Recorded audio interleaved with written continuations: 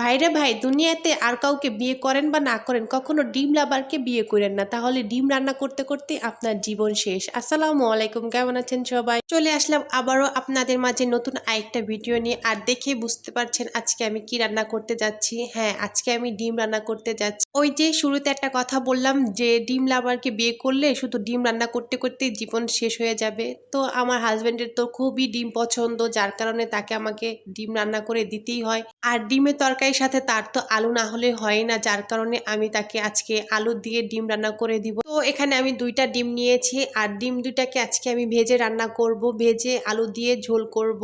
আর প্রথমে এখানে আমি আলুগুলোকে খোসা ছাড়িয়ে গোল গোল করে কেটে নিয়েছি। তারপর আমি পেঁয়াজগুলোকেও কুচি করে কেটে নিয়েছি। তারপর একটা বাটিতে আমি দুইটা ডিম ভেঙে নিব, আর সামান্য একটু লবণ দিয়ে ডিমগুলোকে আমি খুব ভালোভাবে ফেটিয়ে নিব।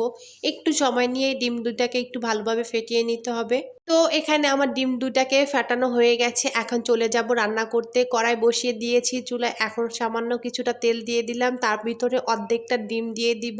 ডিম দুটাকে আমি সুন্দর করে ভেজে তারপরে দুভাগে ভাগ করে নিব। সবসময় কত কষ্ট করে এই ডিম তরকারি রান্না করি, কিন্তু যখন খেতে যাই তখন আমার ভাগে খুবই কম পড়ে। বেশিরভাগটা তো আমার হাজবেন্ডই খেয়ে ফেলে, কি আর বলবো, তার কাছে এত ভালো লাগে ডিম তরকারি। তার ফ্যামিলির সবার কাছে তো একটাই অভিযোগ, কেউ একা ডিম খেতে পারে না, তাকে রেখে তাকে দিয়ে তারপরে খেতে হবে, তাকে ছাড়া তো তার সামনে খেতেই পারবে না। তো যাই হোক, অনেক কথা বলে ফেললাম হাজবেন্ডের নামে। আর এদিকে আমার ডিমগুলো ভাজা হয়ে গেছে, এখন আমি কড়াইয়ে আরো কিছুটা তেল দিয়ে এখন দিয়ে দিলাম পেঁয়াজ কুচি। পেঁয়াজ কুচিটা একটু নরম করে ভেজে নিব। যখন দেখবো একটু নরম হয়ে এসেছে, তখন এর ভিতরে আমি কেটে রাখা আলুগুলো দিয়ে দিব।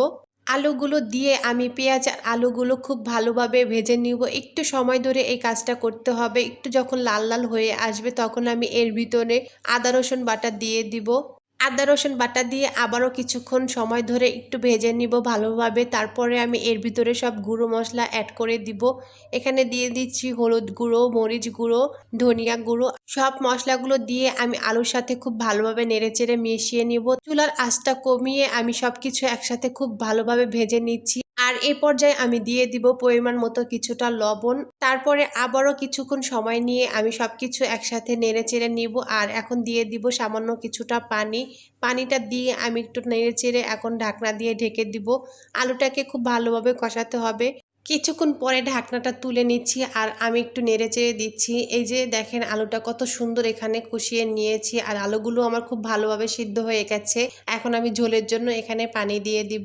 তারপরে আমি ভেজে রাখা ডিমগুলো এক এক করে দিয়ে দিচ্ছি। অনেকেই কিন্তু সেদ্ধ করে ডিম রান্না করে খেতে পারেন না, তাদের কাছে গন্ধটা ভালো লাগে না।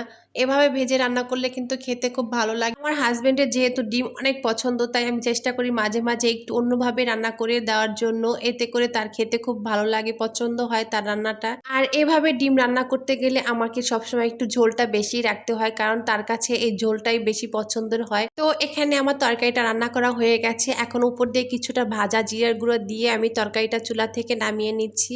আর এই দেখেন আমার তরকারিটার ফাইনাল লুক, দেখেন কতটা সুন্দর লাগছে দেখতে। আর আমার হাজবেন্ডের তো খুবই পছন্দ হয়েছে ডিম তরকারিটা। তো এইভাবে কে কে ডিম তরকারি রান্না করে খেয়েছেন অবশ্যই আমাকে কমেন্ট করে জানাবেন। আর ভিডিওটা ভালো লাগলে লাইক কমেন্ট শেয়ার করে দিবেন। ভালো থাকবেন সবাই, আল্লাহ হাফেজ।